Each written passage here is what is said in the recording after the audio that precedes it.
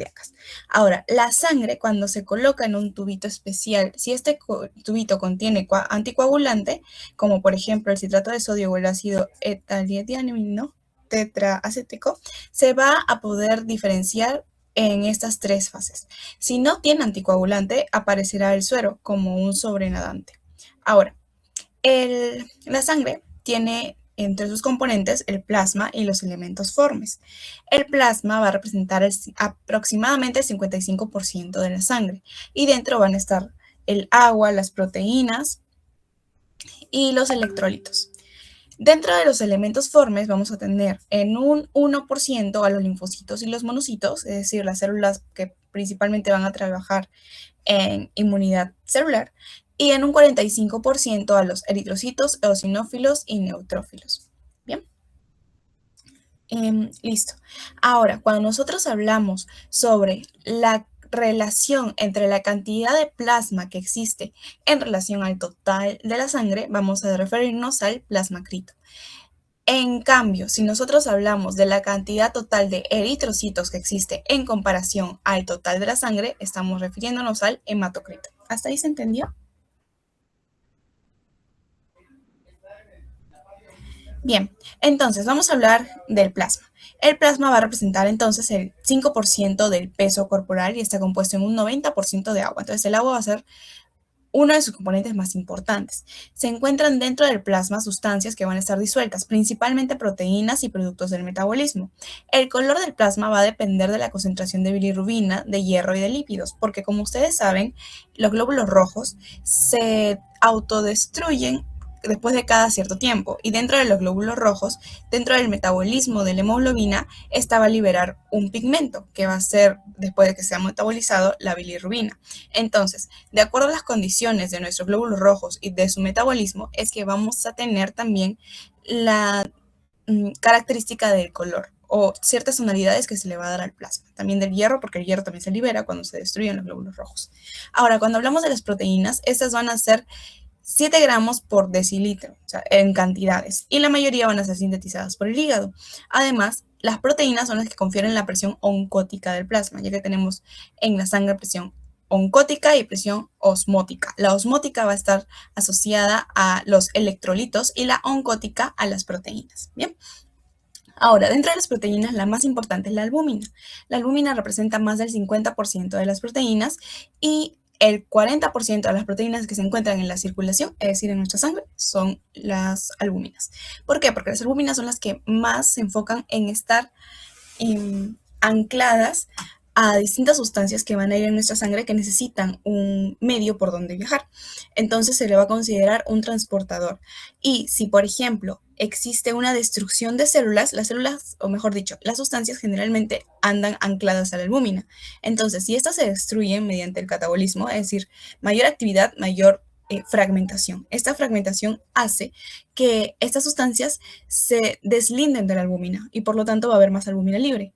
Por eso se indica de que si hay mayor catabolismo va a estar más incrementada la albúmina porque va a estar más libre, ya que la sustancia que tendría que estar anexada a esta se ha roto. Ahora, no solo hay albúminas, sino también, por ejemplo, hay inmunoglobulinas. Estas son glucoproteínas que forman parte de la inmunidad humoral. Quizá lo han escuchado ahorita que vamos a ver grupos sanguíneos, vamos a hablar un poquito de las globulinas, pero principalmente las inmunoglobulinas son glucoproteínas que se encargan de nuestra inmunidad. Ahora, una de las más importantes y la que se presenta con mayor cantidad y con mucho tiempo de presentación es la inmunoglobulina G. Pero tenemos distintos tipos de inmunoglobulinas, la G, la M, la E. Por ejemplo, la inmunoglobulina E es la que va a estar presente en los procesos de alergia. Y la inmunoglobulina G es la que está aquí, es la que está presente cuando hay enfermedades crónicas o cuando ya ha pasado mucho tiempo de que has tenido una enfermedad y queda almacenado en tu organismo la forma en la que se puede responder a esa enfermedad. Bien, como les mencioné, también en el plasma hay electrolitos, que son los minerales. Por ejemplo, está el potasio y el sodio, cuyas funciones principales son de mantener la presión osmótica, es decir, de mantener el flujo de agua, porque ellos lo que hacen es arrastrar agua, principalmente el sodio. Y también tenemos el cloro y el calcio, que principalmente van a trabajar en la coagulación y en la resistencia de membrana. En la coagulación, a quien más vamos a ver es al calcio. Otro de los electrolitos presentes es el hierro, pero ya les mencioné que aparece el hierro por la destrucción de los glóbulos rojos, y dentro de los glóbulos rojos está la hemoglobina, que tiene como uno de sus principales componentes al hierro. También tenemos a los lípidos, y los lípidos son transportadores de lipoproteínas y no se encuentran libres. Es así como la albúmina, que es una proteína que transporta, también los lípidos transportan, pero en menor cantidad. Entonces, el resumen sobre los componentes plasmáticos y de la sangre, ¿se entendió? Para continuar.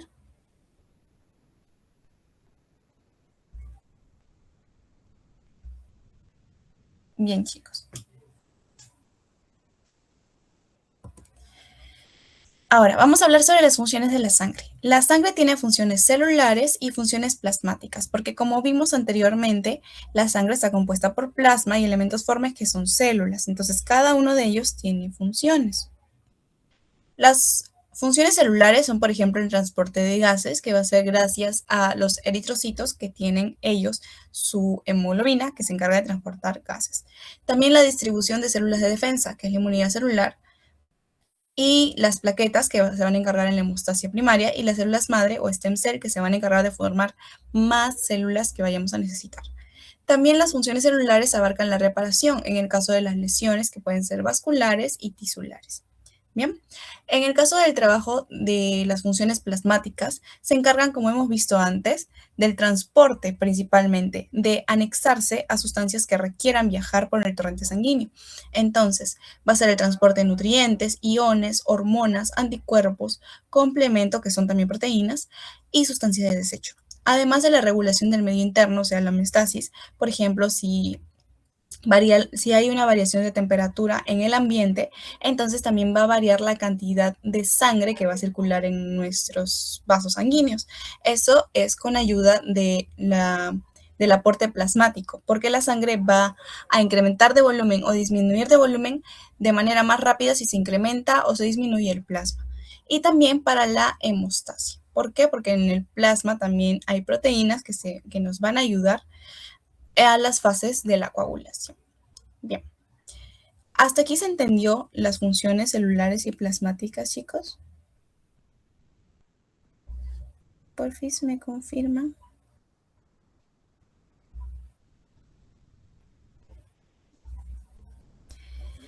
Bien. Ahora, otros puntos que he visto que también han tocado en sus clases son el volumen sanguíneo y la viscosidad. El volumen sanguíneo constituye del 7 al 8% del peso corporal de un adulto. También lo que he revisado es que es un treceavo del peso corporal. También creo que está en su clase. Lo que indica que un individuo, por ejemplo, de 70 kilos tiene aproximadamente 5.5 litros de sangre, porque si el peso es 70, entonces al sacarle el 8% nos daría un aproximado de 5.5.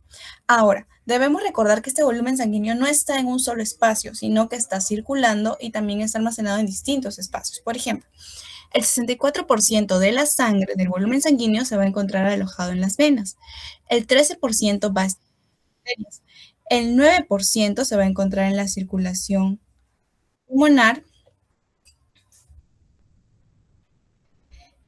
el 7% en los capilares y el otro 7% en cavidades cardíacas. Es decir, por más que tengamos volumen sanguíneo en todo nuestro organismo, van a haber ciertos espacios que van a tener mayor cantidad porque su estructura está mejor diseñada para que se mantengan en ese lugar. Por ejemplo, las venas son tejidos que tienen las paredes bastante delgadas y la sangre va con mayor lentitud. Por lo tanto, se mantiene por mayor tiempo la sangre en esos espacios. En cambio, por ejemplo, las cavidades cardíacas continuamente se está enviando la sangre, o sea, se está mandando al resto del cuerpo, por lo tanto no se mantiene tanto en su proporción, en su porcentaje. Ahora, estas cantidades no es que sean perennes, sino que dependiendo de las actividades, o sea, de variaciones fisiológicas, puede cambiar. Por ejemplo, cuando hacemos ejercicio, cambia la cantidad de sangre que circula. Por ejemplo, las arterias se va a incrementar porque necesitamos que vaya mayor cantidad de sangre oxigenada hacia los músculos. O, por ejemplo, cuando una mujer está embarazada, también cambia la distribución del volumen sanguíneo porque se alteran un poco su fisiología, sus hormonas, y por lo tanto se incrementa el volumen sanguíneo. Bien. Entonces, eso es por la parte de volumen sanguíneo, que ustedes lo que más deben recordar es que representa el 8% del peso del paciente. Ahora, con respecto a la viscosidad de la sangre se comporta como dos tipos de materia, como newtonianas o no newtonianas. ¿Han escuchado acerca de eso? ¿De qué es una materia newtoniana y qué es una materia no newtoniana?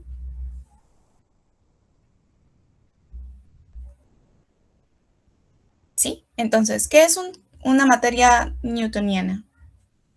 ¿Pueden ponerlo en el chat?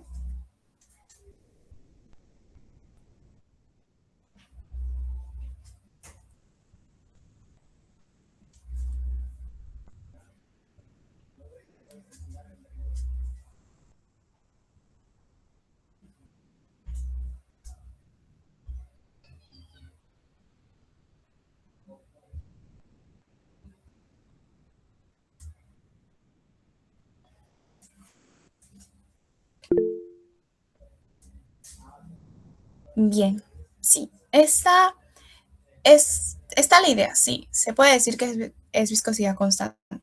Lo que sucede con la materia es que cuando es newtoniana quiere decir que tiene características la materia y no va a variar.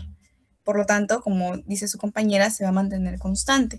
No importa con cuánta fuerza yo impulse el líquido o cómo lo empuje, va a mantenerse igual. En cambio, un comportamiento no newtoniano es que la materia, dependiendo de con cuánta fuerza yo actúe sobre ella, va a cambiar. Por ejemplo, hacen un líquido de combinación con maicena y otras sustancias que se vuelve sólido si tú lo golpeas fuerte, pero se vuelve líquido si tú lo golpeas despacio. Eso es un comportamiento no newtoniano, que no se mantiene constante, sino que varía de acuerdo a la fuerza que tú le das. Así, también trabaja la sangre.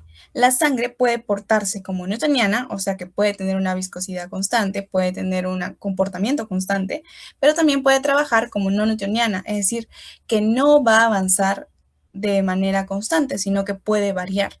¿Y esto cuándo se va a dar? Se puede dar si, por ejemplo, la sangre empieza a estar acoplada, agregada entre ellas, o sea, los glóbulos rojos empiezan a agregar entre ellos.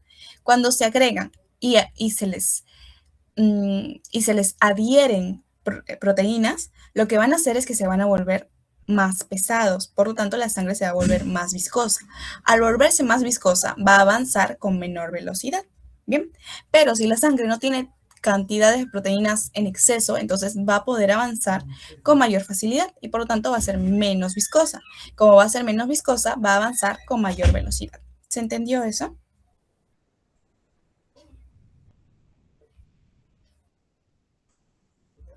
¿Sí? Disculpe, o sea, solo no newtoniano se refiere cuando va a tener más proteínas y se va a hacer cambiar su viscosidad, ¿verdad?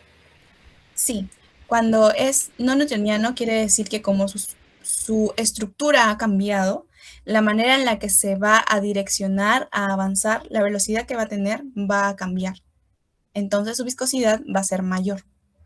Al ser más viscoso, genera mayor resistencia y por eso se le va a dificultar irse de una cavidad a otra.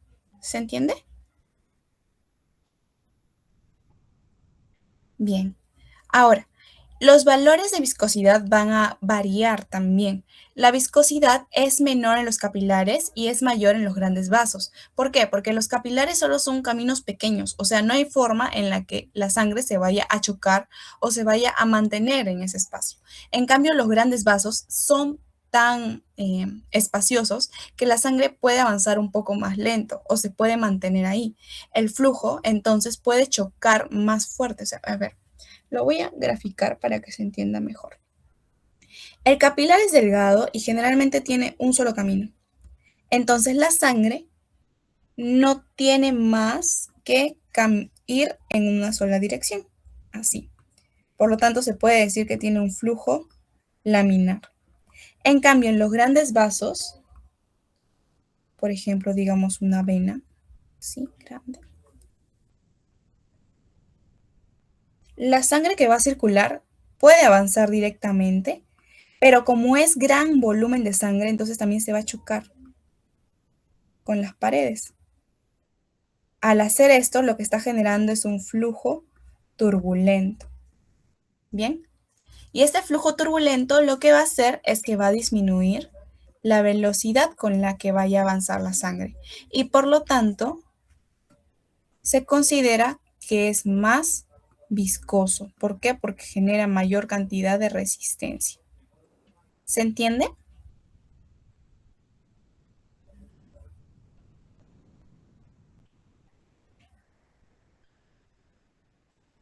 ¿Se entiende, chicos? A vasos más pequeños, la sangre va a ir en una sola dirección, así que su flujo va a ser laminar, va a ir más rápido. A vasos más grandes, el flujo de la sangre puede ir en distintas direcciones, por lo tanto va a ir desordenado, a eso se le llama flujo turbulente. Por lo tanto, se va a demorar más en avanzar. Y al demorarse más, como se está generando mayor resistencia, se convierte en, o va a actuar como un líquido que tiene mayor cantidad de viscosidad. Bien. Vamos a borrar. Bien, entonces,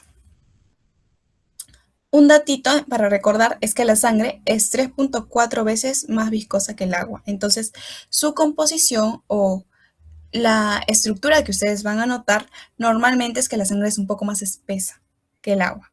Entonces, si notan en un paciente que la sangre empieza a ser muy líquida, eso quiere decir que probablemente hay alteraciones de proteínas que hacen que la sangre no esté en la estructura adecuada, porque lo normal es que sea un poco viscosa. No demasiado, pero sí un poco viscosa. Bien. ¿Por qué? Porque contiene proteínas, contiene electrolitos. No solo son células y agua, también tiene más sustancias. Bien, ¿se entiende, chicos, para continuar?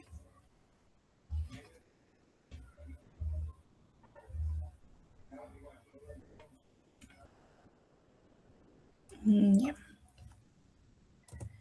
Listo, entonces ahora vamos a hablar de los eritrocitos. Dentro de los elementos formes, el principal es el eritrocito. El eritrocito tiene el componente principal que es la hemoglobina y se va a encargar de transportar gases. Ahora, su producción diaria es 5,8 gramos y va a representar de 3.2 a 3.5% del peso corporal.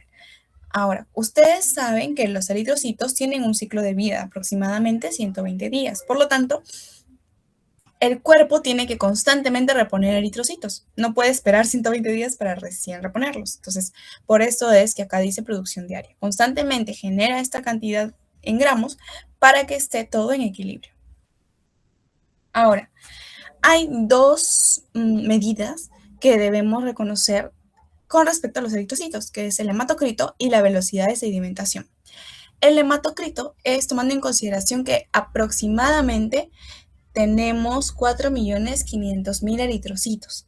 Y el hematocrito, que es la proporción de eritrocitos en sangre, es aproximadamente el 45%. Este valor va a depender. Si son varones, generalmente va a ser 45%. Si son mujeres, generalmente va a variar de 45, 40, 38%. Bien, pero ¿qué interviene? No solo interviene que sean varones o mujeres, sino también puede intervenir la edad, la cantidad de electrolitos, si es que están cursando por alguna enfermedad, la cantidad de dióxido de carbono y también si es que los eritrocitos han cambiado en su forma. Bien, por ejemplo, en la edad, a mayor edad va a haber menor cantidad de líquidos en las personas. Entonces, al haber menor cantidad de líquidos, el hematocrito va a variar. Ahora, entonces, ¿cuáles son las características por las cuales varía un hematocrito? El hematocrito va a disminuir, por ejemplo, si hay una deshidratación, porque al haber una deshidratación del eritrocito, el eritrocito se va a hacer más chiquito. Por lo tanto, a pesar de que haya la cantidad adecuada, como es tan chiquita, vamos a medir un peso inadecuado del eritrocito. Y el medir un peso inadecuado, al generar la proporción de cuántos eritrocitos hay en comparación al total de la sangre, nos va a salir un porcentaje menor. También, si hay menor sodio, va a disminuir el hematocrito porque va a generar deshidratación. También en el caso de las anemias, va a disminuir el hematocrito. ¿Por qué? Porque disminuye la cantidad de glóbulos rojos, por lo tanto la proporción va a ser menor. En el caso de la sobrehidratación, en el caso de la que sería la hemodilución, así se denomina, también va a haber un menor hematocrito, porque al comparar en la hemodilución lo que sucede es que hay mucho líquido en la sangre. Por lo tanto, el volumen sanguíneo incrementa, pero no ha cambiado la cantidad de eritrocitos. Entonces, la proporción va a seguir siendo pequeña. Y en las hemorragias también va a ser menor el hematocrito porque se está perdiendo muchos glóbulos rojos. Entonces, ¿se entendió la reducción de hematocrito? ¿Cuáles son las condiciones para que el hematocrito esté bajo?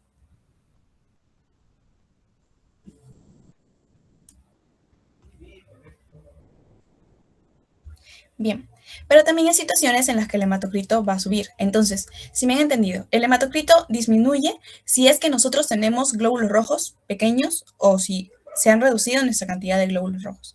Por lo tanto, ¿qué haría que se incremente el hematocrito? ¿Qué haría que se incremente el hematocrito?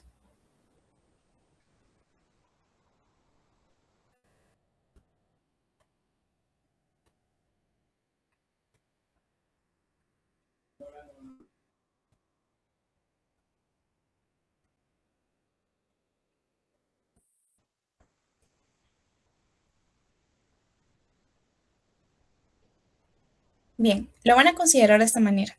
El hematocrito baja si el glóbulo rojo es pequeño o si hay menos glóbulos rojos. Y el hematocrito sube si el glóbulo rojo crece o si hay muchos glóbulos rojos. Bien, el glóbulo rojo va a crecer si, por ejemplo, se incrementa mucho sodio, porque al haber mucho sodio va a incrementarse entonces la entrada de líquido al eritrocito. Al hacer eso, entonces se incrementa el volumen del eritrocito. Por lo tanto, aunque hay la misma cantidad de eritrocitos, ahora estos pesan más. Por lo tanto, la proporción entre cuántos eritrocitos hay y el volumen total va a incrementarse. También en los casos de deshidratación va a haber una hemoconcentración. ¿Qué quiere decir? En la deshidratación la cantidad de plasma disminuye. Por lo tanto, si hacemos la proporción, vamos a ver que habría más eritrocitos que cantidad total de líquido en la sangre. Por lo tanto, el hematocrito va a incrementarse. Entonces, algo que quiero que entiendan es que el hematocrito es así. Aquí ponen la cantidad de eritrocitos y acá ponen el volumen sanguíneo. Por lo tanto, si los eritrocitos suben, el hematocrito va a subir. Si los eritrocitos bajan, el hematocrito va a bajar. ¿Bien?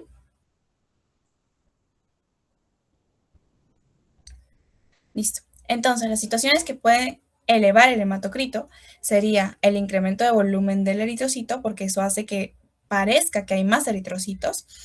La deshidratación, porque ahí, como hay hemoconcentración, lo que más se va a ver en la muestra de sangre son eritrocitos en comparación del plasma.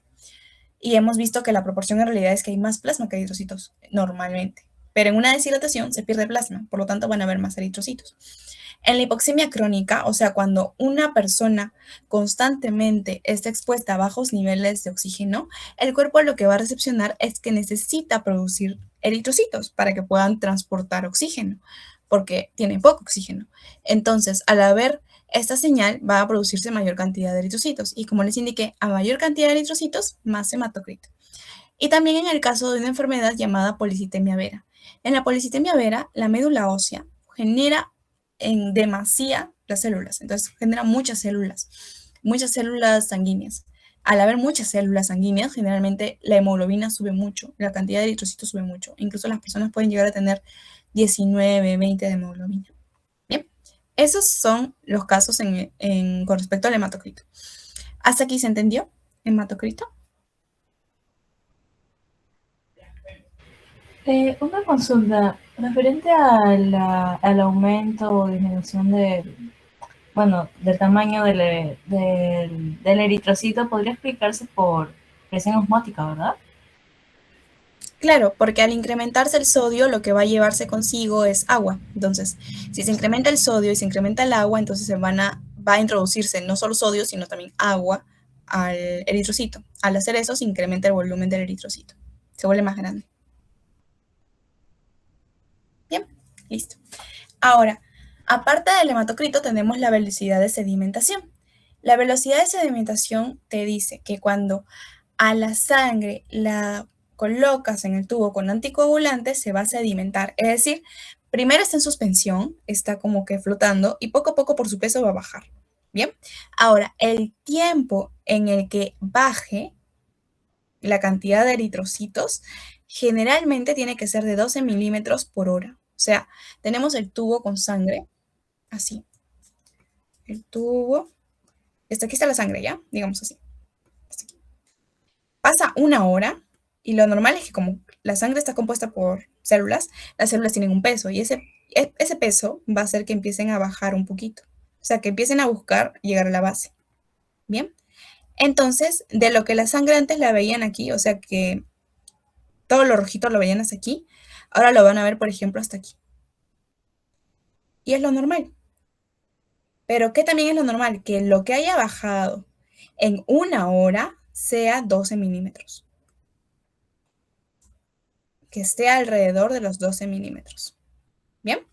Entonces es el descenso de eritrocitos en una hora, porque suele darse de manera lenta. ¿Hasta ahí se entendió?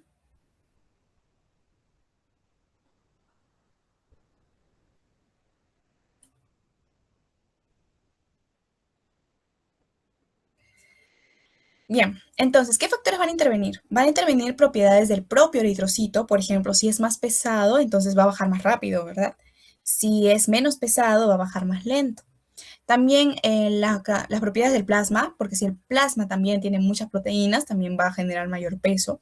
También la técnica implementada, porque lo que se hace es que se colocan unos tubitos y los tubitos se ponen en una centrifugadora. Y esto hace que giren y giren y giren y luego recién puedas medir cuánto baja el tubito. También hay otras técnicas en las cuales solamente dejas el tubito solo y después lo vuelves a ver y mides la cantidad.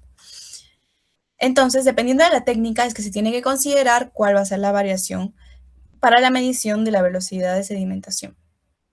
Entonces, las proteínas, cuando encuentran un eritrocito, y hay muchas proteínas, generalmente asociado a enfermedades autoinmunes, se van a adherir al eritrocito. Bien, al adherirse, las proteínas van a actuar como chicle, prácticamente, como un limpiatipo. Entonces, cuando se encuentren más eritrocitos con la misma característica de que las proteínas se han adherido, va a hacer que los eritrocitos entre ellos se agreguen, se peguen, ¿bien? Entonces, cuando un eritrocito se adhiere cuando las proteínas se adhieren al eritrocito y esto hace que muchos eritrocitos se peguen entre sí, se va a llamar agregación, ¿bien? Es diferente a la aglutinación, porque la aglutinación es cuando esas proteínas, en lugar de proteínas, son inmunoglobulinas. Y lo que van a hacer es que más bien van a cambiar al eritrocito, van a cambiar la forma en la que vemos al eritrocito. Pero bueno, aquí estamos hablando de agregación principalmente, ¿bien? Que es cuando las proteínas se adhieren al eritrocito y hace que entre eritrocitos se peguen. ¿Cuáles van a ser las características? La BSG va a bajar, va a disminuir en casos de enfermedades como policitemia, esferosis y hemoglobinopatías, mientras que la BSG va a incrementarse cuando hay enfermedades autoinmunes, infecciones e infarto. ¿Y esto por qué?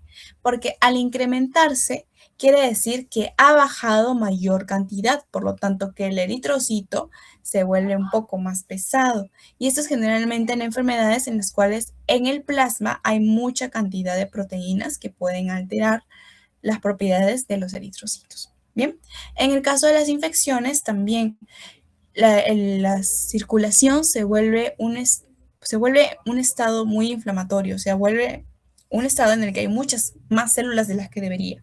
Por lo tanto, también se va a variar la velocidad de sedimentación. En el infarto también se liberan muchas proteínas porque se rompen las barreras o las membranas de nuestro corazón y eso hace que se liberen proteínas y esas proteínas van a poder encontrar el eritrocito. Bien, ¿hasta aquí se entendió? Entonces tenemos hematocrito y velocidad de sedimentación. Hematocrito, proporción entre eritrocitos y el total de la sangre, y velocidad de sedimentación, cuánto tiempo se demora la sangre, los eritrocitos en descender. Bien, lo que quiero que más recuerden es que la velocidad de sedimentación principalmente se va a alterar por enfermedades autoinmunes o infecciones.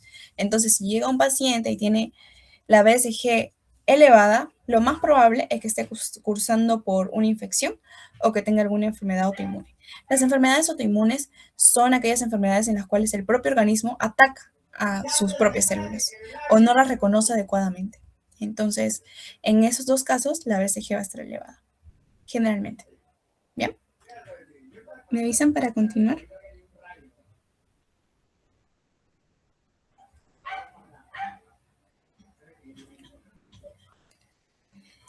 Listo. Bien, vamos a hablar sobre generalidades ahora de los eritrocitos. Los eritrocitos, también llamados hematíes, son las células encargadas de proteger y transportar la hemoglobina y no van a poseer un núcleo y su estructura va a ser reemplazada por hemoglobina y por enzimas, ya que como no hay núcleo, va a tener mucho espacio libre y ese espacio libre es para llevar el oxígeno dentro de la hemoglobina. Ahora, tiene una forma de disco bicóncavo similar a una bolsa. El tamaño va de 7 a 8 micrómetros y el volumen de 90 a 95 micrómetros cúbicos. Tiene una gran membrana que no se suele romper, o sea, la membrana es tan maleable que por eso el eritrocito puede llegar a muchas partes de nuestro organismo. Y es importante que no tenga núcleo porque así también se puede doblar sin afectar su estructura ni sus funciones. Ahora, la concentración de eritrocitos en sangre va a variar. En los hombres llega hasta 5.200.000 y en las mujeres llega hasta 4.700.000, pero el promedio generalmente mínimo que vas a considerar es de 4.500.000. Ahora, por eso hay un rango de más o menos 300.000. Las funciones principales son que protege y transporta la hemoglobina. Por lo tanto, va a transportar el oxígeno, va a transportar el dióxido de carbono y va a trabajar como un amortiguador ácido-base. Ahora, también otra cosa importante es que a mayor altitud van a haber mayor cantidad de eritrocitos, como datito. Esto no es muy necesario que lo sepan, pero lo que sucede es que la hemoglobina va a transportar oxígeno por nuestro torrente sanguíneo. Luego, lo que va a hacer es liberar ese oxígeno a nuestras células. Luego de que se da la respiración celular, se va a liberar dióxido de carbono al torrente sanguíneo. Y es aquí que la hemoglobina, que antes estaba libre porque soltó al oxígeno, ahora le toca agarrar al dióxido de carbono. Al tener al dióxido de carbono se genera una reacción por otras enzimas que existen en nuestro torrente sanguíneo y se va a convertir este dióxido de carbono en bicarbonato e hidrógeno. Entonces, ¿para qué es esta presentación? Solo para indicarles de que como existe este proceso en la circulación sanguínea, entonces se liberan hidrógenos. Estos hidrógenos representan una alteración en nuestro pH. Por lo tanto, los hematíes y junto con ellos la hemoglobina también se encargan de regularlo, porque va a haber un momento en el que, gracias a la función de la hemoglobina, va a incrementarse el pH o puede disminuir el pH. Bien. Un dato que creo que no llegué a poner en las diapositivas es que el pH de la sangre va de... Uy, esperen, creo que puse puntero. Ya. Que el pH sanguíneo va de 7.35 a 7.45. A eso también se le dice eudemia. ¡Ay! ¿Qué le pasa a mi teclado? Bueno, ya. Perdón, ¿qué le pasa a mi mouse? Eudemia. ¿Bien? ¿Se entendió? Para continuar. Listo. Bien. Bien, la estructura. Los eritrocitos, al no tener un núcleo, entonces no se replican ni sintetizan proteínas. Es decir, los eritrocitos tienen la función de trabajar en base a cómo se actúe la hemoglobina. Es una de las principales funciones. Por lo tanto, los eritrocitos no se replican. Si necesitamos más eritrocitos, los tiene que formar la médula ósea. Bien. Por lo tanto, los eritrocitos, como no se replican, como no tienen ADN, no tienen forma de prolongar su vida. Solo van a vivir hasta que cumplan sus funciones, hasta que dejen de desnaturalizarse sus funciones, que es 120 días, porque se desgastan. Es decir, trabajan, trabajan, trabajan y cuando ya no tienen más que dar, van a ir a destruirse. Algo que también mencionaron en su clase, que lo voy a decir aquí muy someramente, no es que tengan que saber todo esto, sino que esta parte, este diagrama era de un curso que hemos hecho nosotros en fisiología. pero lo estoy usando para explicarles una cosa. La membrana del eritrocito presenta un citoesqueleto, que también es llamado esqueleto de la membrana eritrocitaria. Esta va a ser la responsable de formar de la estructura del glóbulo rojo, o sea, de la forma discoide. También, gracias a que tiene un citoesqueleto, es que el eritrocito se puede deformar y puede ser más o menos elástico. Además, la permeabilidad de esta membrana permite que se pueda regular el volumen del eritrocito, es decir, que pueda ingresar líquido o que pueda salir líquido. Entonces, como la superficie del eritrocito es mucho mayor a su volumen, entonces esto es lo que le permite al eritrocito transportar oxígeno, ya que se puede amoldar. Bien. Ahora, esta estructura, ya solamente para que conozcan, tiene distintas proporciones de sustancias. Tiene 10% de carbohidratos, 40% de lípidos, 50% de proteínas. Algo que quiero que reconozcan es que tiene proteínas como la glicoforina C, la glicoforina A. Las proteínas que se encuentran en la membrana del eritrocito son lo que luego se va a tomar en cuenta para saber a qué tipo, o mejor dicho, en los sistemas sanguíneos, a cuál pertenecen. O sea, dependiendo de qué proteínas existan en esta membrana, es que se va a indicar si perteneces al grupo, por ejemplo, al grupo A, al grupo B, o si eres RH positivo o negativo. Entonces, ¿dónde se encuentran esas proteínas? Aquí, en la membrana o en el esqueleto de membrana eritrocitaria. ¿Se entendió?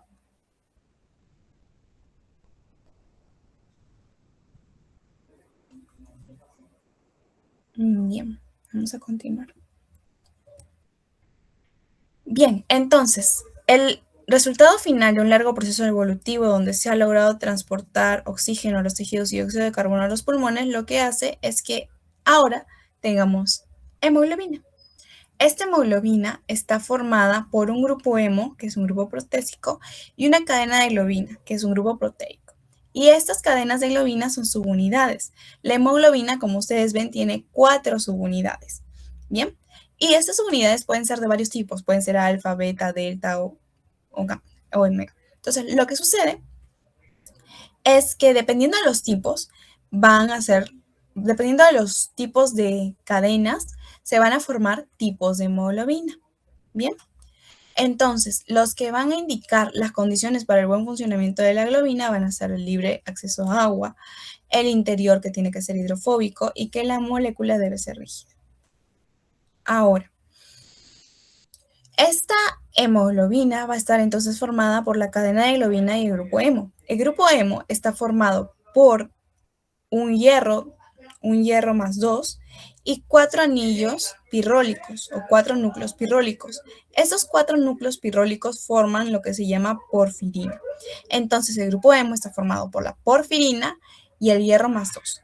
Este hierro es el responsable del color de la hemoglobina. Y algo muy interesante es que nuestros eritrocitos, en un inicio, cuando se da la eritropoiesis, o sea, en un inicio cuando se están formando los eritrocitos, no tienen mucha hemoglobina, por lo tanto el color del eritrocito antes era como azul, morado, pero a medida que se va desarrollando va incrementándose la cantidad de hemoglobina y por eso va cambiando de color azul, morado a rojo. Bien. Ahora, las condiciones en las que se mantiene la hemoglobina son gracias a una enzima denominada gliceraldehído 3-PDH, que mantiene la forma reducida del NADPH. El NADPH es uno de los encargados de que la hemoglobina, o mejor dicho, que el hierro, se mantenga adherido al oxígeno. Por lo tanto, hay buena oxigenación. ¿Por qué es importante que el hierro sea más 2? Porque si es más 3, no se puede adherir al oxígeno. Si es más 3, lo que se está propenso es a la oxidación. Entonces, cuando un hierro está adherido al oxígeno, se llama oximoglobina. En cambio, cuando es el hierro más 3 el que está adherido, el que está presente en la hemoglobina, es metoximoglobina y no puede transportar oxígeno porque no se puede unir a él. Bien, entonces, oximoglobina con hierro más 2, metoximoglobina cuando es hierro más 3. ¿Quién puede transportar oxígeno? La oximoglobina, es decir, el hierro más 2. ¿Hasta ahí todo bien?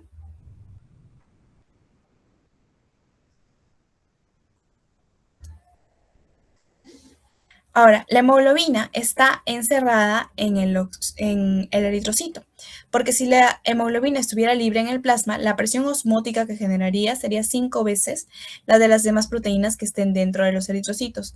Por lo tanto, lo protege de la deshidratación. Entonces, ¿qué sucede? La hemoglobina es una proteína que puede alterar mucho la concentración de todos los demás componentes que se encuentran en la sangre.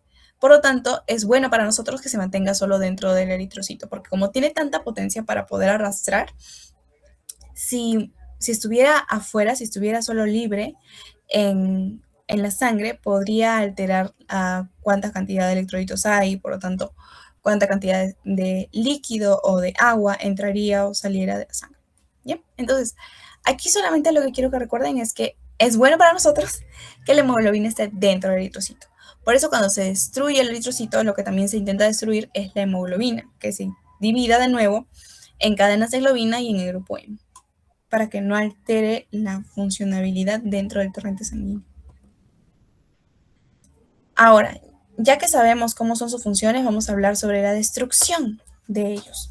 Bien, los hematíes, luego de que pasan sus 120 días, la membrana que solía ser muy buena para ellos, que permitía que puedan doblarse y hacer todo lo que quieran, se vuelve cada vez más frágil y después de los 120 días tiende a romperse. Si se rompe en el medio extravascular, se va a dirigir al vaso. Si se rompe en el medio intravascular, que va a ser generalmente en menor proporción, son los macrófagos quienes van a fagocitar al eritrocito, porque como ustedes han visto, el eritrocito al romperse libera hemoglobina, y si la hemoglobina estuviera libre en el torrente sanguíneo sería peligroso. Por lo tanto, los macrófagos van y se lo comen. Pero generalmente se destruye en el medio extravascular, en el vaso, o sea, van al vaso a destruirse. ¿Y por qué? Porque los eritrocitos, al atravesar espacios que tienen diámetro pequeño, o sea, vasitos pequeños, tienden a deformarse y poco a poco a destruirse. Y esto generalmente se da dentro del vaso.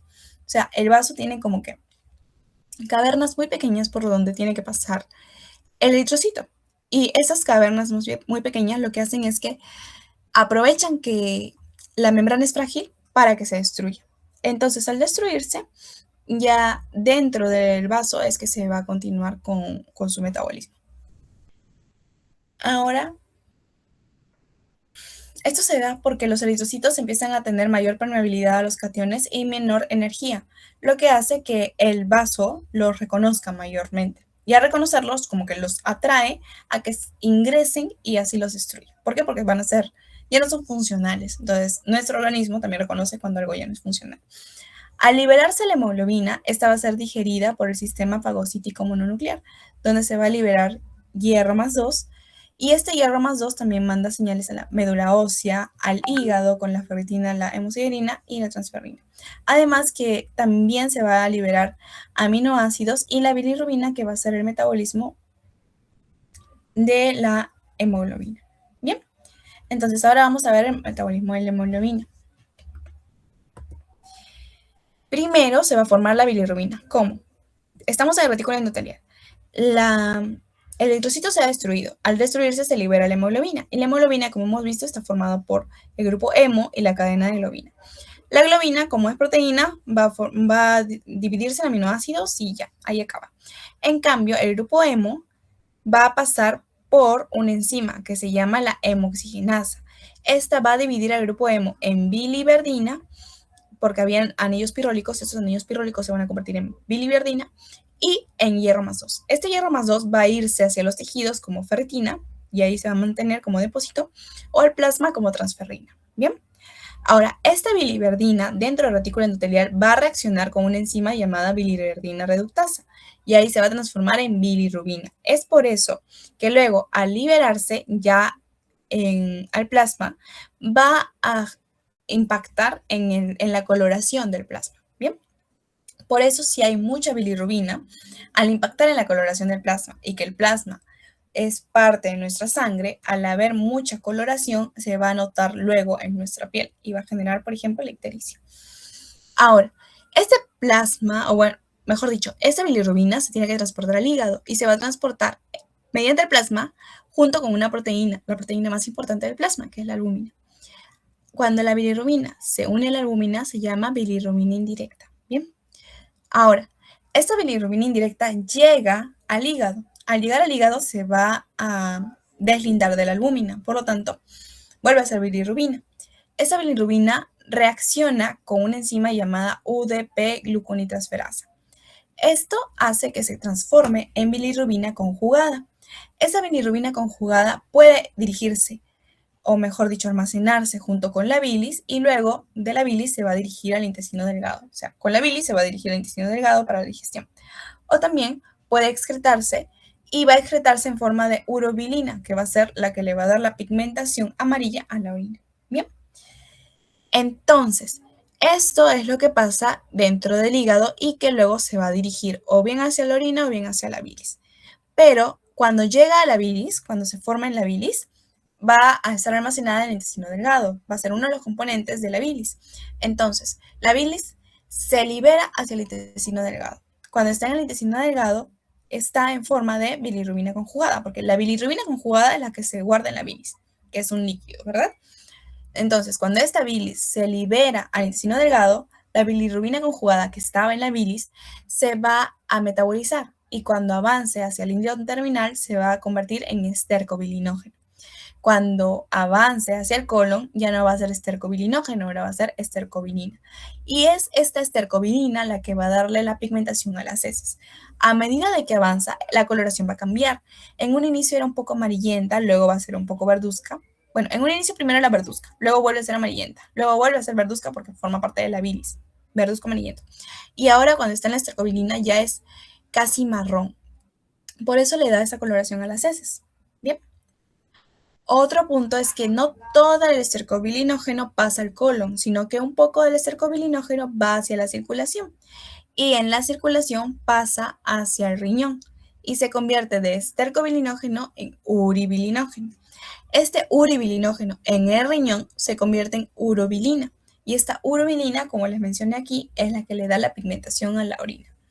Ese trabajo en el cual el estercobilinógeno, una porción pasa desde el ilion hacia la circulación, se llama circulación enterohepática. Bien, entonces ¿se entendió? Sé que es un poco engorroso y son bastantes pasos. Lo que más me importa es que ustedes sepan que en el retículo endotelial aparece bilirrubina. ¿Por qué? Porque se destruye la hemoglobina. En el plasma, la bilirrubina no puede viajar sola, tiene que viajar con un transportador. ¿Cuál es el más importante? La albúmina. ¿Por qué? Porque al unirse forman la bilirrubina indirecta. Luego llega al hígado y en el hígado se transforma en bilirrubina conjugada. Esta bilirrubina conjugada puede ir a la bilis o puede ir a la orina. Si va a la bilis, va a llegar al intestino delgado y ahí se va a convertir en estercobilinógeno, estercobilina y va a formar o va a darle pigmentación a las heces. Pero una parte del estercobilinógeno también va a irse a la circulación y en la circulación va a llegar al riñón y ahí también va a convertirse en urobilina y va a formar la coloración a la orina. Bien, y todo esto es en base a la destrucción natural de los eritrocitos. Si esta destrucción se incrementa, entonces la cantidad de pigmentación también se puede llegar a incrementar. Por eso es que a veces si hay personas con enfermedades que destruyen los eritrocitos, puede que lleguen a tener mucha ictericia porque hay mucha bilirrubina en el plasma. Y eso se traduce en más coloración. ¿Bien? ¿Se entendió, chicos? Para continuar.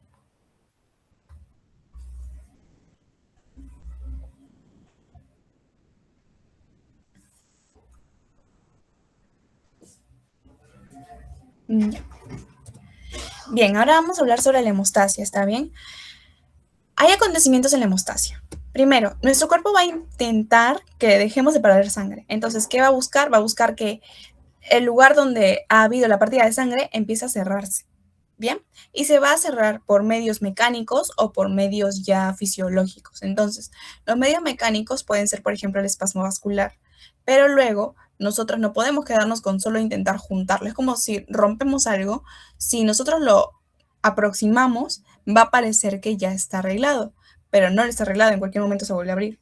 En cambio, si le aplicamos algo como una curita, una bendita o lo pegamos con goma, ya vamos a saber que no se va a volver a abrir. Entonces, eso pasa con nuestro cuerpo. En un primer instante, aproxima los lugares de la abertura y luego lo empieza a sellar, a cerrar.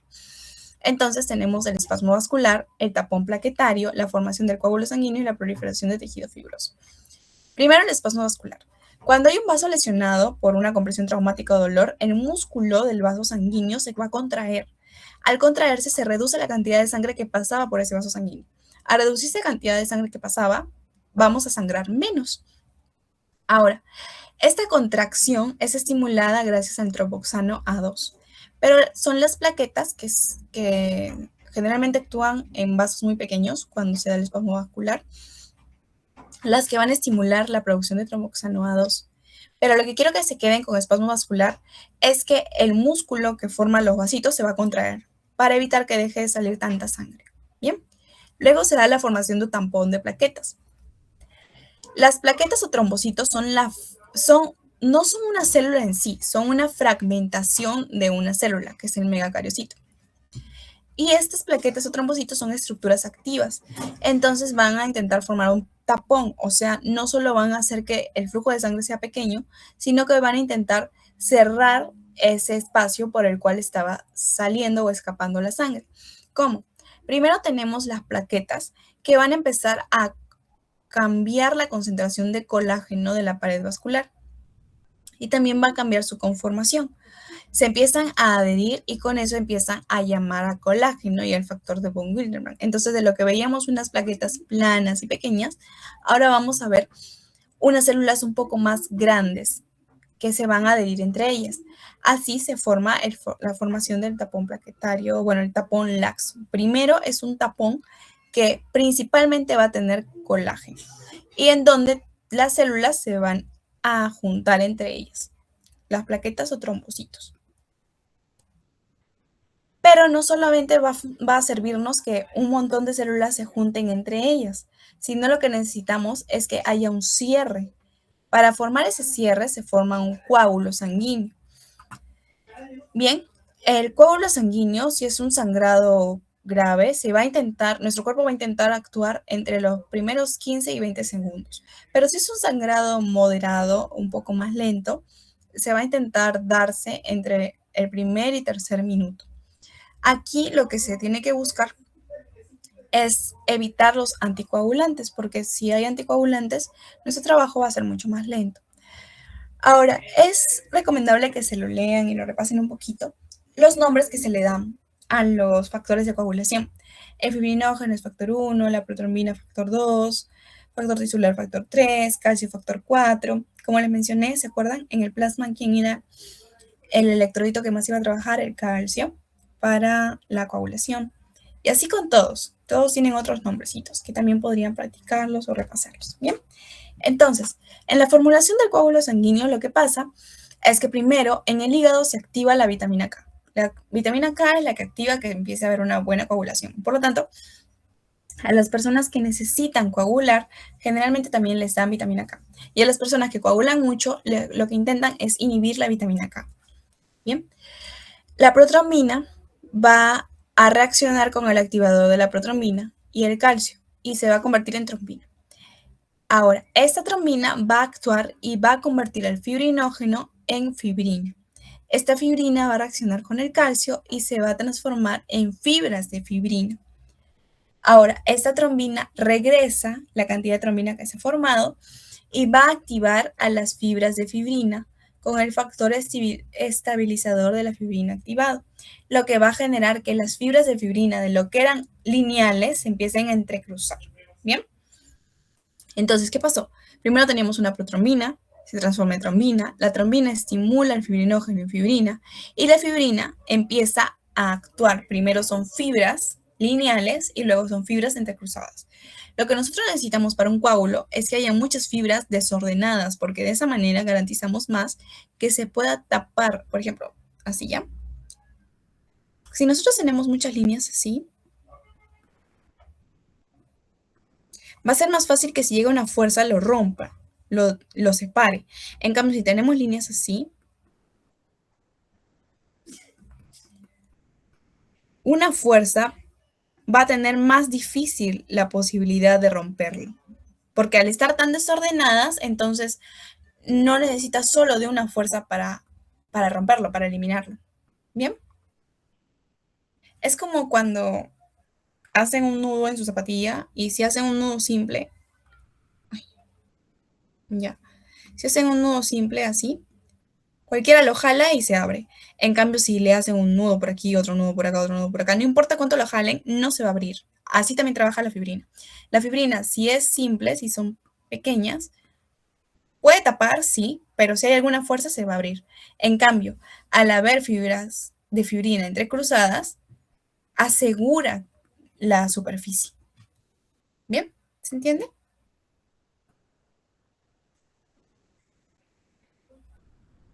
Bien. Luego se va a dar la proliferación final del tejido fibroso. Entonces, al haber estas fibras de fibrina entrecruzadas, ya se forma el coágulo. Pero luego el coágulo no puede mantenerse por siempre. El coágulo se tiene que liberar. Al retraerse el coágulo, esto se da porque en el espacio en el que estaba el coágulo van a llegar muchos fibroblastos. Al haber muchos fibroblastos, ya va a cambiar la conformación del tejido y ya va a ser un tejido mucho más seguro porque el coágulo solo es temporal.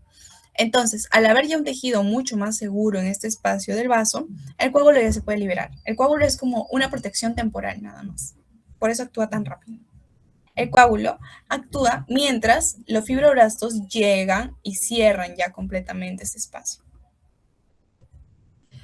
Entonces, algo que también seguro han visto en sus clases es que la coagulación tiene dos vías. O sea, esto que yo les he mencionado es como lo final, ¿no? Pero la coagulación tiene estas, lo que les hablé es la parte, hay vía extrínseca, vía intrínseca y bueno, el punto en el que los dos se unen es esto de aquí. Pero tenemos la vía extrínseca y la vía intrínseca. La vía extrínseca es la más rápida, actúa en 15 segundos. Entonces, generalmente es la vía que se va a activar cuando tenemos traumatismos graves. En cambio, la vía intrínseca es la más lenta. Genera el coágulo, pero entre el primer y el sexto minuto. Por lo tanto, se va a dar en traumatismos más leves que pueden tomar más tiempo. Sin embargo, es importante que ustedes sepan que la coagulación, estas dos vías se dan al mismo tiempo, solo que el cuerpo prioriza, porque si ven, son muchas proteínas las que llegan y se van. ¿Ven?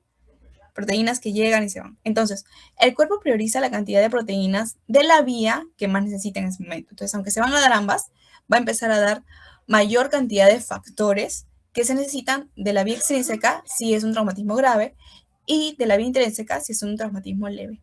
Bien, entonces la vía extrínseca, primero hay un traumatismo, entonces el traumatismo estimula el factor tisular. El factor tisular hace que cambien del factor 7 al factor 7 activado.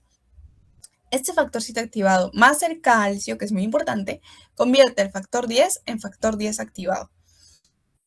Y este factor 10 activado, con ayuda nuevamente del calcio, del factor tisular y del factor 5 en el activador de protrombina.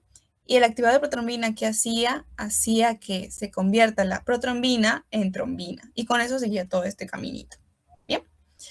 En cambio, la vía extrínseca, como ven, es mucho más larga. Por lo tanto, es o se prioriza en situaciones en las que el cuerpo puede esperar un poco más y por eso puede llamar a mayor cantidad de proteínas que pueden trabajar. Entonces, si hay un traumatismo de sangre, un traumatismo en la sangre o un contacto con el colágeno, el factor 12 va a convertirse en factor 12 activado. Ese factor 12 activado, si actúa junto al AMP, o a la precalcicreína, va a transformar al factor 11 en factor 11 activado. Y esta reacción, junto con el calcio, va a transformar al factor 9 en factor 9 activado, también junto con el factor 8. Ahora, este factor 8, junto con la trombina, va a transformarse en factor 8 activado.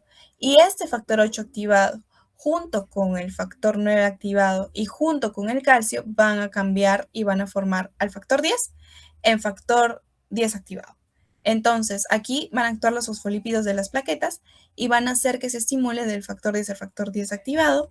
Y en ese momento va a pasar todo lo que ya sabemos, que van a convertir la protrombina en trombina y luego aquí va a actuar el factor 5 y se va a activar la protrombina. Bien, entonces, en resumen, porque ustedes no tienen que aprenderse todo tal cual, pero lo que tienen que aprenderse es que en la vía extrínseca trabajan estos factores, el factor 7, el factor 10 y el factor 5, bien, junto con el calcio. Y que todos los demás factores van a trabajar en la vía intrínseca.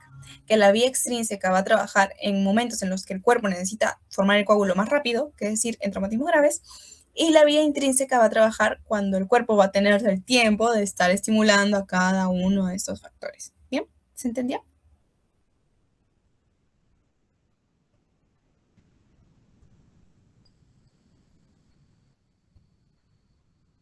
Bien, chicos, ¿se entendió? Para continuar.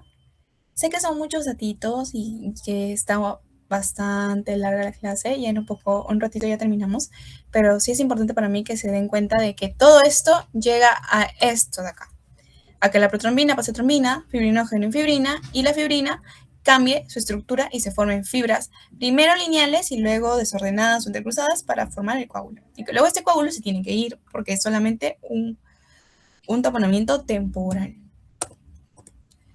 Bien, ahora hablamos de la hematopoiesis, ¿está bien? La hematopoiesis tiene fases. Cuando tenemos la fase mieloblástica, la fase hepatoesplénica y la fase medular. Mieloblástica se da en la segunda semana de vida embrionaria. Y para lo que ustedes tienen que saber principalmente es que se trabaja en el saco vitelino. Bien, el saco vitelino es que se va a encargar de formar las células cuando somos embrioncitos de primeras semanas. Cuando llegamos al tercer mes de vida embrionaria, las células totipotenciales o pluripotenciales, que significa que son células que pueden ser cualquier otro tipo de células. O sea, es una célula que tiene la capacidad de ser cualquier otro tipo de célula. Esta célula que tiene esa capacidad se va y migra hacia órganos como el hígado y el vaso, pero principalmente el hígado. Entonces, lo que hace es que migra y ahora es el hígado el encargado de formar células sanguíneas, ¿bien? Hasta el nacimiento. El vaso también forma células sanguíneas, pero en menor proporción desde el tercer y cuarto mes de vida fetal.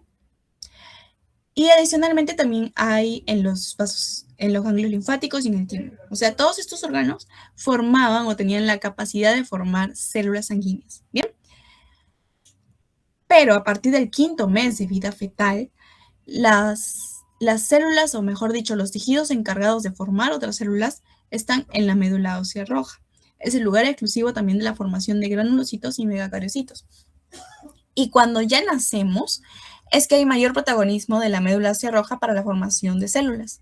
Bien, antes era el hígado, el vaso, pero ahora lo principal son en la médula ósea roja. Bien, entonces va a ser el primer lugar en todos los huesos. O sea, primero cuando estamos en desarrollo a partir del quinto mes, son los huesos los que van a empezar a formar las células sanguíneas. Y a medida que nosotros vamos creciendo, hay algunos huesos que ya van a tener el protagonismo en la formación de células sanguíneas. Principalmente los huesos planos. Estos van a mantener su actividad hematopoyética. Y, por ejemplo, cuando somos bebitos y quieren hacernos algún estudio, nos van a tomar una muestra de médula ósea del esternón. Pero cuando somos más grandes, o por ejemplo a partir de los 10, 11 años, la toma de médula ósea se hace en las vértebras. Bien, ahora los huesos largos también tienen médula ósea funcional que actúa para la formación de células sanguíneas, pero generalmente se mantienen en los espacios distales, a menos que el cuerpo demande mucha producción de células sanguíneas, tanto que el esternón y las vértebras no son suficientes y también otras células que tenían esa capacidad, otros tejidos que tenían esa capacidad van a empezar a actuar. Ahora, si hay una enfermedad, por ejemplo, metaplasia, o sea, si hay, por ejemplo, una especie de inicio de cáncer, no solo las células van a empezar a crecer en la médula ósea roja, sino que también van a empezar a desarrollarse, por ejemplo, del hígado o del vaso, ¿bien? Pero lo que quiero que les quede es que primero fue en el saco vitelino, luego en el hígado, en el vaso y finalmente en la médula ósea, principalmente en la médula ósea roja, ¿bien? ¿Se entendió? Para continuar. Listo. Entonces, la hematopoiesis seguro ya han visto este gráfico. No es necesario que se lo sepan todo de memoria. Lo único que les quiero mencionar es que todas estas letras significan algo. Primero, nuestra célula madre era una célula totipotencial. Quiere decir una célula que puede hacerlo todo. Puede ser cualquier tipo de célula. Luego pasa a células pluripotenciales. Quiere decir que tienen la capacidad de elegir un tipo de célula, o sea, un tipo de línea celular. O sea, las totipotenciales pueden hacer de todo y ya. Las pluripotenciales son aquellas que pueden hacer de todo, pero tienen que decidirse por una línea. Y puede ser por una línea mieloide, que son los GMN, los de por aquí, o una línea linfoide. Como se escucha en su nombre, el linfoide va a ser las células que se van a convertir en linfocitos. Mientras que la línea mieloide son los que se van a convertir en eritrocitos, en plaquetas, en neutrófilos, eosinófilos, basófilos y macrófagos. ¿Bien? ¿Se entendió esa parte? Listo. Entonces, las células mieloides o la línea mieloide principalmente va a tener como tejido formador a la médula ósea roja. También tiene la médula ósea amarilla, pero la médula ósea amarilla es muy poco funcional. O sea, a menos que el cuerpo lo necesite, solamente va a trabajar con la médula ósea roja para formar a los eritrocitos, a las plaquetas, los megacariocitos, los neutrófilos, o sea, los glóbulos rojos y los glóbulos blancos, principalmente. Pero las células linfoides tienen otros tejidos, tienen al vaso, al timo, a las amígdalas y a los ganglios linfáticos. De todos estos, el principal es el vaso. El vaso va a ser el centro donde más se van a encargar en madurar los linfocitos. Bien. Sin embargo, otro de los centros donde también se van a encargar de formar eritrocitos, perdón, de formar linfocitos, es el timo. Sin embargo, el timo, a medida que nosotros crecemos, el timo se va degenerando, de lo que es como una lengüeta, va a empezar a disminuir de tamaño y por lo tanto disminuir de función. Es decir, a lo largo de nuestra vida, quien va a encargarse de la hematopoiesis de células linfoides principalmente va a ser el vaso. Bien, ahí se da la maduración de los linfocitos. ¿Hasta aquí se entendió?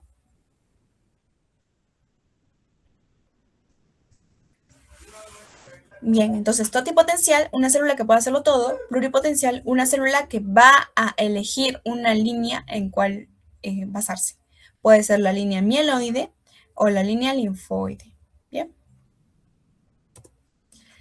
Listo, entonces de esto vamos a hablar un poco más rápido, pero la eritropoiesis no la han mencionado en su clase, entonces tampoco lo voy a ahondar demasiado, chicos, pero como les mencioné, el eritrocito inicia siendo una célula completamente diferente a la que conocemos. Inicia siendo una célula azulada, medio morada, incluso con núcleo, pero a medida que se va desarrollando la eritropoiesis, que es la hematopoiesis del eritrocito, va adaptándose a lo que nosotros necesitamos, que es una célula que pueda viajar por todos los vasos y que no se rompa y que pueda transportar oxígeno. Como necesitaba un espacio para transportar oxígeno, se libera de su núcleo. El núcleo se va. ¿Ven? Antes tenía el núcleo y ahora se va. Y a medida que va desarrollándose, va incrementándose la cantidad de hemoglobina. Por lo tanto, el color, como la hemoglobina es quien da el color a la sangre, va pasando de un morado y celeste a un rojo. Bien. Los reticulocitos van a ser los eritrocitos más basales y luego cuando llegan a la circulación y maduran se convierten en eritrocitos. Bien, listo. ¿Cuál es el mecanismo para que se transformen los eritrocitos o para que se formen eritrocitos? Va a depender de cuánto oxígeno nuestro cuerpo detecte que tiene. Por ejemplo, si tenemos una hipoxia tisular, que es menor cantidad de oxígeno en los tejidos, se va a mandar una señal al riñón, principalmente a las células intersticiales de la corteza renal, y le va a decir, libera eritropoyetina. La eritropoyetina es una enzima que generalmente, una enzima proteica, que generalmente está unida a un inhibidor, ¿bien? Pero cuando el riñón le manda la señal de necesitamos la eritropoyetina se aleja del inhibidor y empieza a actuar. Se dirige hacia la médula ósea y le dice genera eritrocitos, o sea, forma eritrocitos. Entonces, controla la producción de células eritroides. Y bueno, hablando de manera ya más específica, lo que hace es estimular unidades formadoras formadoras eritropoyéticas o formadoras de colonias para que se genere todo este caminito. ¿Bien? ¿Se entendió? Entonces, lo más importante de aquí es que puedan notar cómo ha cambiado el eritrocito para que al inicio era muy grande y con núcleo y ahora es rojito, más pequeño, sin núcleo y con hemoglobina, por lo tanto es más rojo, y que este es formado dependiendo de cuánto oxígeno se detecta en nuestro cuerpo. Si se detecta poco oxígeno, nuestro cuerpo dice, nos faltan eritrocitos, que son los que mandan el oxígeno, y por lo tanto le manda la señal al riñón para que libere eritropoyetina, y es la eritropoyetina la que le manda la señal a la médula ósea para que formen eritrocitos. ¿Se entendió?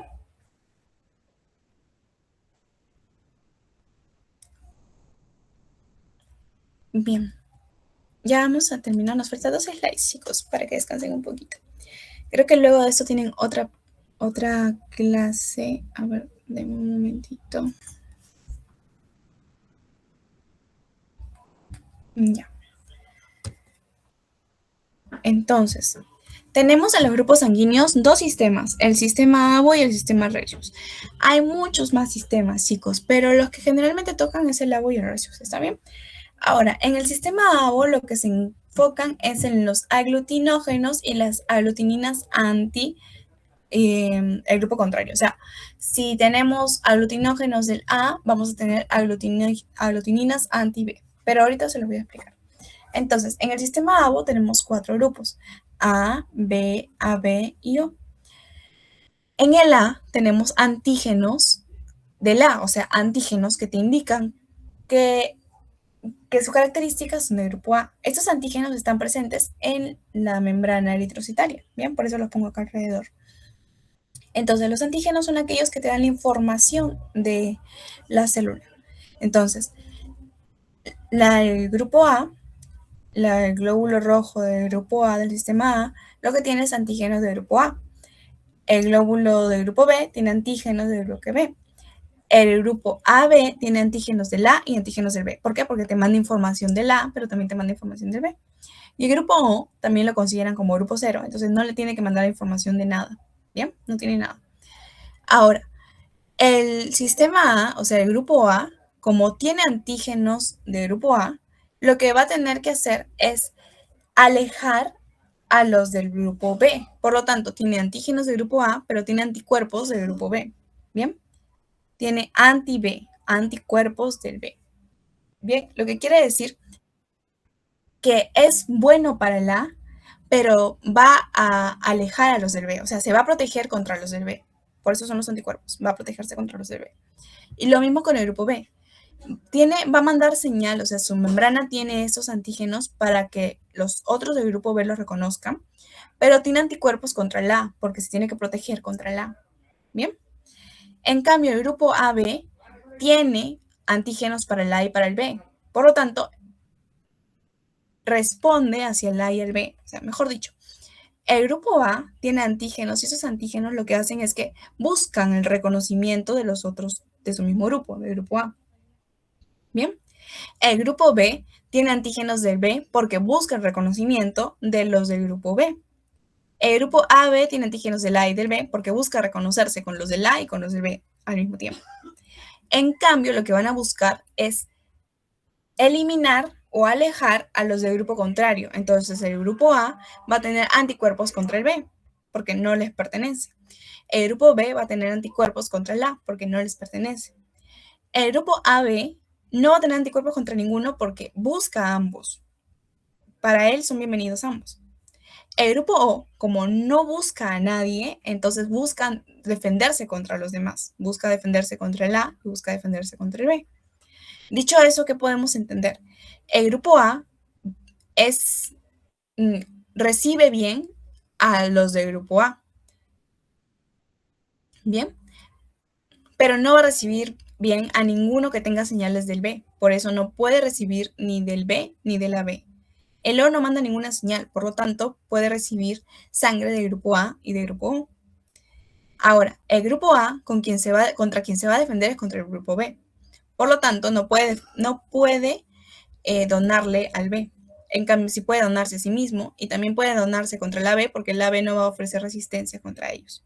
Entonces, en resumen, el grupo A puede donar hacia él mismo y a AB, pero solo va a poder recibir de él mismo y de O. El grupo B puede donar a él mismo y a AB, pero solo puede recibir de él mismo y de O. El grupo AB puede donar solo a AB, pero puede recibir de cualquiera. El grupo O es al revés, puede donarle a todos, pero solo puede recibir del O. ¿Bien? Entonces, ¿quién es el donante universal? El grupo O. ¿Y quién es el receptor universal? El grupo AB. ¿Por qué? Porque el grupo AB no se está defendiendo contra nadie, entonces no importa quién llegue, él no va a ofrecer resistencia. Por lo tanto, puede recibir de todos. En cambio, el grupo O nadie está en contra del grupo O, pero el grupo O sí tiene que defenderse contra todos. Por lo tanto, puede donarle a todos, pero él no puede recibir de nadie más que sea O. ¿Bien? Ahora, lo más común que hay en nuestro medio es grupo O. ¿Bien? Esa es la mayoría. Grupo O positivo. Luego está el grupo A y el grupo B, que también tienen sus porcentajes regulares, pero quien tiene mayor cantidad es el grupo O. Entonces, lo que quiero que recuerden es este cuadrito principalmente. Y en mayor cantidad que el grupo O puede mandar a todos, pero no puede recibir de nadie que no sea del grupo O. ¿Por qué? Porque se está defendiendo contra todos. Se defiende contra el A y se defiende contra el B. Entonces, si a él, en su cuerpo, le llega algo del A, va a atacarlo. Si le llega algo de B, va a atacarlo. Por lo tanto, no puede recibir ni del A, ni del B, ni de la B. Puede recibir solo del O. En cambio, el AB no se defiende contra nadie, Por lo tanto, puede llegarle el A, puede llegarle el B, puede llegarle el O y no va a hacer nada, simplemente lo va a recibir. Por eso puede recibir de todos, pero solo va a poder donarse a sí mismo. Bien, ¿se entendió esa parte, chicos?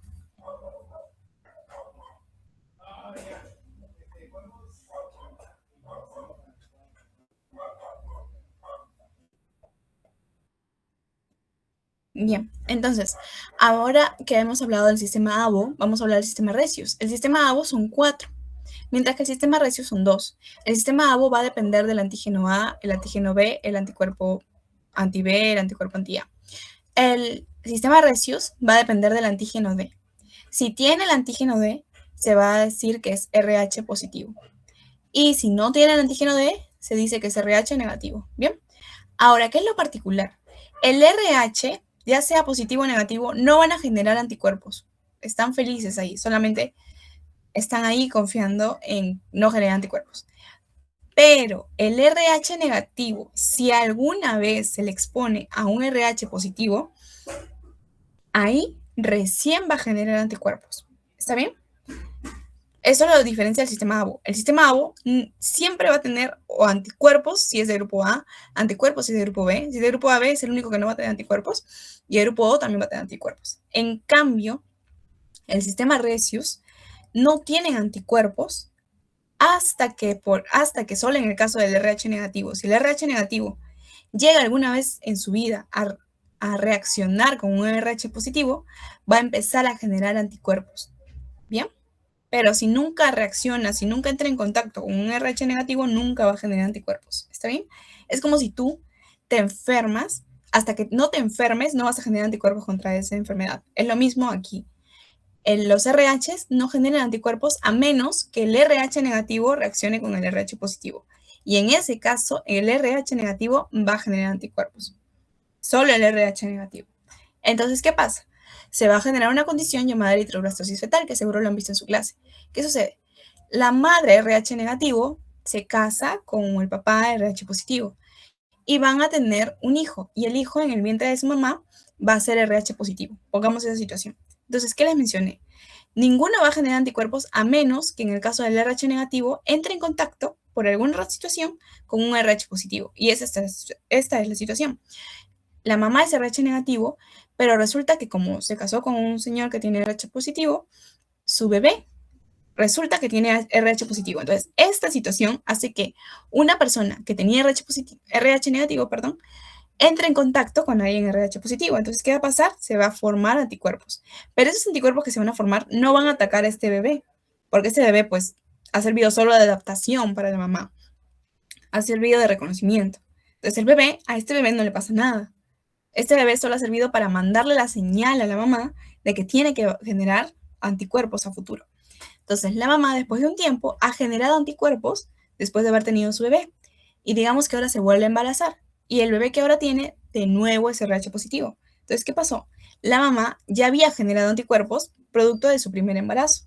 Entonces, estos anticuerpos que generó y que en el primer embarazo no usó, ahora sí los va a usar y va a atacar la sangre de su bebito. Entonces, ¿qué va a hacer? Como ataca la sangre de sus bebitos, se va a empezar a romper su sangre. Y al romperse, lo que va a hacer es que el cuerpo del bebé va a intentar compensar esta ruptura de sangre y va a formar mayor cantidad de glóbulos rojos, pero estos glóbulos rojos van a ser inmaduros.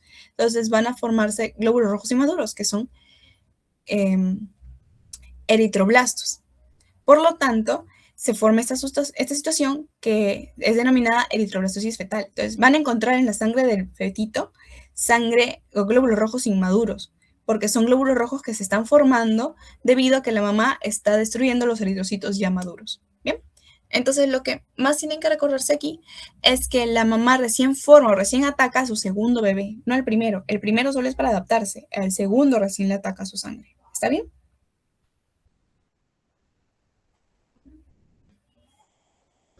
Bien. Ya chicos, rapidito, ya acabamos. Esta es la última slide, ¿está bien? Bien, hablemos de la anemia. La anemia es la deficiencia de hemoglobina en la sangre, lo que puede deberse a que ahora hay pocos eritrocitos o que hay muy poca hemoglobina, ¿bien?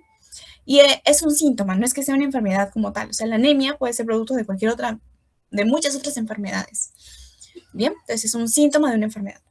Y esto es a consecuencia de que los mecanismos de adaptación del organismo frente al fenómeno de hipoxia, es decir, frente al fenómeno de que hay poco oxígeno. Y es mayor, o sea, van a encontrar mayor cantidad de anemia en mujeres de edad fértil, porque las mujeres de edad fértil tienen su menstruación, es decir, tienen mayor cantidad de pérdida de sangre. Entonces es más probable que tengan menor cantidad de hemoglobina porque hay menor cantidad de sangre y por lo tanto hay menor cantidad de hierro. Los valores de hemoglobina para anemia en los niños es menor a 13 gramos por decilitro, pero si son de 6 meses a 6 años es menor a 11 y si son de 6 a 12 años es menor a 12. En cambio, en los adultos es menor a 12 gramos por decilitro la anemia. Bien, algo que podemos recordar aquí o que puedo mencionarles es que el rango normal, lo normal en varones y lo normal en mujeres. En mujeres lo normal es de 12 a 14 o de 12 a 15. Y en varones lo normal es de 13 a 16. Bien. Entonces, si en una mujer está menor de 12, decimos que es anemia. Si en un hombre está menor a 13, decimos que es anemia. En algunos laboratorios le ponen como 14, entonces va a depender también del laboratorio, pero generalmente es así. Las mujeres basalmente, como tienen menor volumen sanguíneo, van a tener de rangos estos. Por lo tanto, si tiene menor a 12 gramos por decilitro, se va a decir que es anemia en mujeres. Bien. En varones, como lo normal es de 13 a 16 o de 14 a 16, si tiene menos de 13, se va a decir que es anemia en varones. ¿Qué es lo que estoy viendo? Bien. En el caso de las embarazadas, como el volumen sanguíneo varía y por lo tanto aparentemente van a tener menor cantidad de hemoglobina, se considera uno menos. Entonces, generalmente a rangos muy grandes, las embarazadas les vas a considerar anemia a partir de 11 gramos por decilitro. Bien. Ahora, no solo a estas situaciones pueden generar patologías en la sangre, sino, por ejemplo, si la médula ósea, que es la que produce células sanguíneas, se afecta, por ejemplo, hay una depresión de la médula ósea, si hay baja producción, entonces, si hay baja producción de glóbulos blancos, se va a dar una leucemia. Si hay baja producción de glóbulos rojos, se va a dar una anemia. ¿Bien? Ahora, la leucemia tiene 2 grados, está la aguda y la crónica. En la aguda, los glóbulos blancos, suben demasiado. Hay muchos, porque están reaccionando. ¿Bien? Y en la crónica ya bajan. ¿Listo? En cambio, si hay una baja producción de glóbulos rojos, ¿qué se va a dar? Anemia. ¿Está bien? En cambio, también tenemos la trombosis. La trombosis es la formación de coágulos dentro de los vasos sanguíneos. Generalmente se da porque el familiar tiene una predisposición genética o porque hay mucho colesterol en la sangre o por obesidad, porque la obesidad lo que hace es que vuelve la sangre más viscosa también, porque incrementa la cantidad de proteínas en sangre. Eso lo vuelve más viscoso, por lo tanto la sangre fluye más lento y al fluir más lento tiende a depositarse más y puede chocar con las plaquitas de ateroma, o sea, las placas que se forman dentro de los vasos sanguíneos cuando se consumen muchas grasas, cosas como esas. Entonces, estos coágulos que se forman pueden viajar alrededor de nuestro cuerpo y pueden obstruir, por ejemplo, nuestro corazón, las cavidades del corazón, pueden obstruirlas. Y si las obstruyen, no puede pasar la cantidad de sangre adecuada y podemos empezar a desmayarnos, por ejemplo. También puede obstruir las arterias que van hacia el cerebro. Y si las obstruyen, pues podemos correr el riesgo de tener un ACV, un accidente cerebrovascular. Y acá podríamos tener un infarto.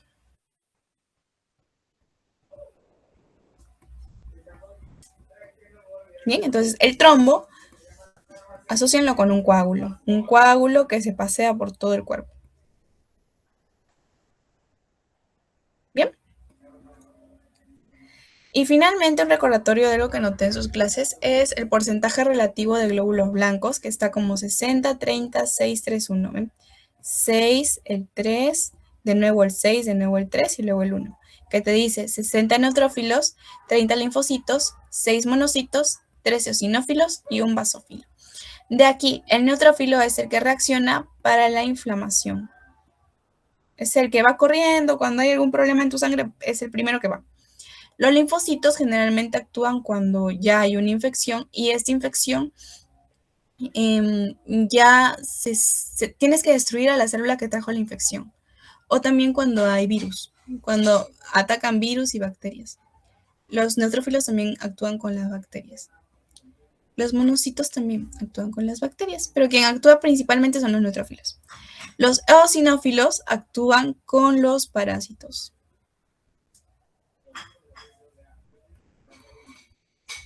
Y los basófilos actúan en las reacciones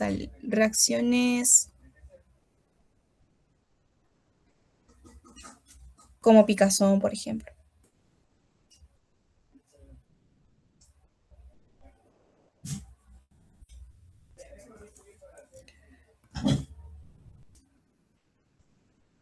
Como la urticaria.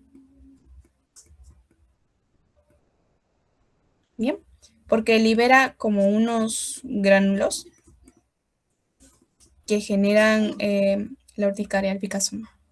Bien, ¿hasta ahí se entendió, chicos?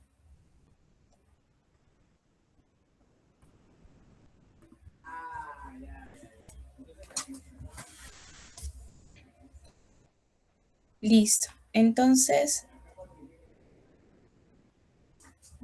bien, chicos, entonces, eso sería todo por esta unidad. Según tengo entendido, van a tener un repaso adicional ahorita. Creo que lo voy a consultar, pero eso sería todo por mi parte. Muchas gracias.